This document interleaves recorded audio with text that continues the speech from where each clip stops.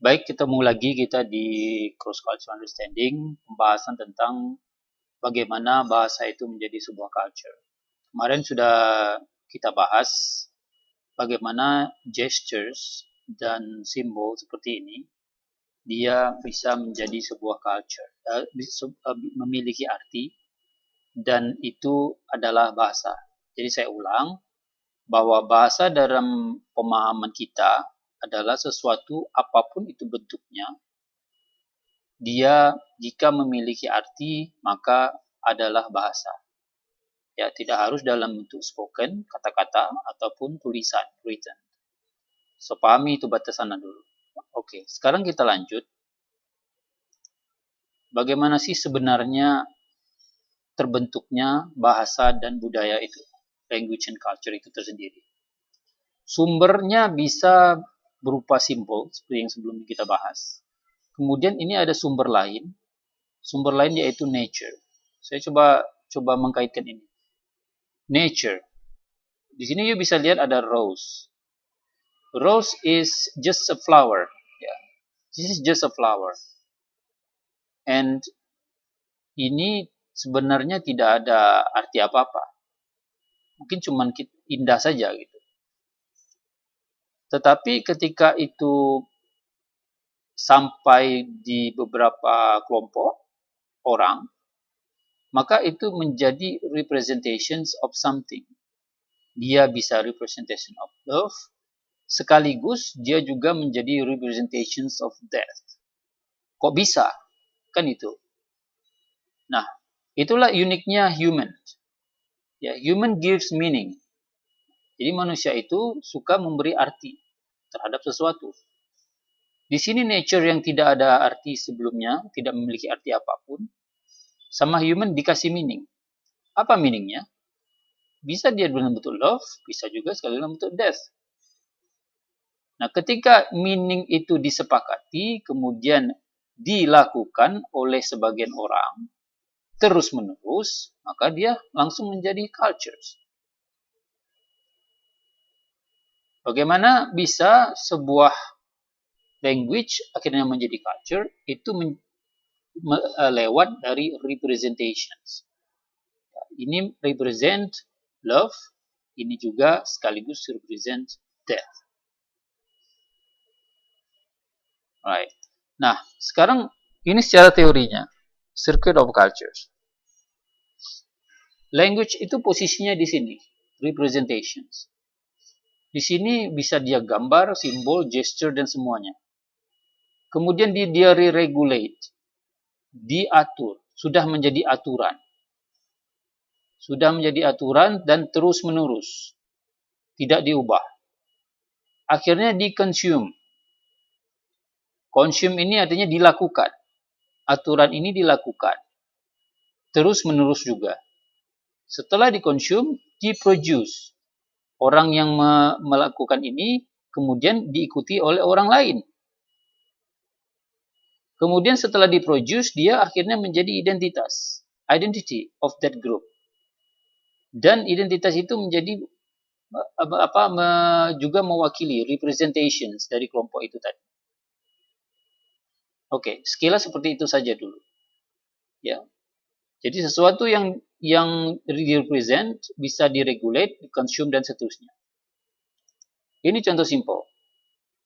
Bagaimana regulation itu berjalan? Sehingga regulations juga bisa menjadi starting point dari sebuah cultures. Ketika ada traffic lights, ini awalnya kan tidak ada meaning. Tetapi langsung saja di-regulate, diatur. Dan semua orang diminta untuk memahami ini, patuh sama ini, aturan-aturan ini. Akhirnya ada culture traffic light. Jadi saya katakan saja, ketika kita patuh lampu merah, kita berhenti, ada tanda parkir dan seterusnya, itu sebenarnya kita sudah membentuk sebuah culture. Culture dalam hal traffic lights. Di sirkuit ini traffic lights tadi berlaku, tapi dia mulainya di sini. Dia mulainya dari regulations. Dia di-consume. Lampu merah orang berhenti semua. Orang lain ngikut. Akhirnya menjadi identitas. Ketika ada traffic light merah, semua harus berhenti. Lampu merah representation dari bahasa. Bahasa yang mana? Bahasa traffic lights. Ya, oke. Semuanya. Jadi bisa juga diawali dari regulations. Ini juga ujian dan ini sudah tahu saja orang ini no smoking artinya pasti. Orang sudah tahu. Dan ini sudah menjadi cultures. You baru saja lihat ini, you akan tahu saja, oh, sudah no smoking. Nah, ini juga menjadi representations, identity, regulation sekaligus semuanya di bagian circuit of cultures. Makanan-makanan ini menjadi ciri khas. Ciri khas artinya apa? Identity. Ketika you lihat menunya seperti ini, ya you udah tahu aja ini rumah makan Padang. Menu seperti ini nggak boleh diganti. Ketika dia nggak boleh diganti dan harus seperti ini bentuknya, maka dia adalah sebuah regulations. Ya, sebuah regulations. Ketika dia sebuah regulation, maka dia menjadi identity. Identitas siapa? Identitas ini. Ya, orang Padang. Orang Sunda pun begitu. Menu seperti ini juga harus diregulir. Orang Sunda nggak mungkin menambahkan yang gulai-gulai di sini masuk ke sini. Kalau itu terjadi, artinya tidak ada identity di situ. Orang Rejang juga. Jadi kalau terjadi mix menu, menunya dicampur di sini, maka itu bukan sebuah culture.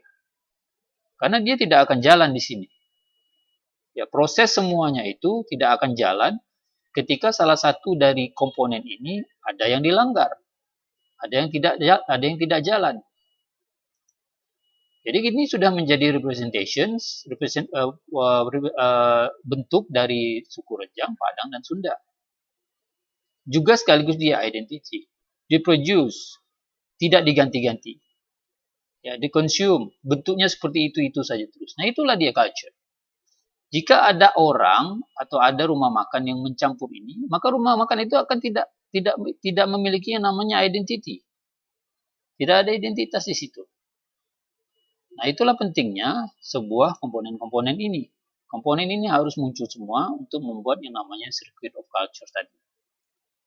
Jadi bagaimana sih kaitannya sebenarnya? Culture is about shared meaning. Shared meaning di sini artinya ketika dua orang saja ya memahami sesuatu itu sepakat, maka itu sudah menjadi sebuah culture. Kita tidak bicara dia harus menjadi dalam culture dalam sebuah suku yang besar atau sebuah tempat, kota. Tetapi culture yang dalam skala kecil bisa saja. Intinya ketika ada shared meaning, ini kata kuncinya, culture itu terjadi. Meaning yang diakui secara bersama. Kemudian meaning itu, di sini misalnya, meaning itu ikut aturan circuit of culture. Ketika meaning itu ikut aturan ini, maka dia akan menjadi culture. Adapun jumlah orang atau kelompok yang melakukan itu tergantung di sini. Bisa saja dia diregulate, misalnya 2 orang tadi regulate di sini. Kita kalau misalnya mau bilang lapar, ini ya kodenya misalnya seperti itu. Itu regulate, mereka sepakat. Representation-nya kode tadi. Kode ngomong mau makan misalnya. Dikonsum sama mereka ini, tapi berhenti di sini. Ya, berhenti dia di sini. Hanya 2 orang tadi dari sini ke sini berhenti. Bisa jadi itu berhenti di sini. Kemudian dia tidak diproduce, tidak diikuti oleh orang lain, maka berhenti di sini. Jadi culture itu stops here. Hanya ada di 2 orang tadi saja. Identitinya bagaimana? Identitinya ada. Identitinya adalah di antara mereka berdua saja. Orang ketiga misalnya lihat, oh orang 2 ini, oh sudah tahu. Mereka itu ciri-cirinya misalnya kalau pergi baju harus sama warna misalnya. Ya, mereka meregulate seperti itu. Maka orang yang akan lihat, oh itu identitas. Misalnya kelompok punky, pasangan punky. Jadi seperti itu orang sudah tahu bahwa itu menjadi identitas mereka. Tetapi itu dalam skala kecil saja. Hanya 2 saja. Orang lain tidak menjadikannya budaya. Tapi hanya untuk mereka berdua saja. Tetapi itu sudah budaya. Karena mereka sudah melakukan yang namanya shared meaning.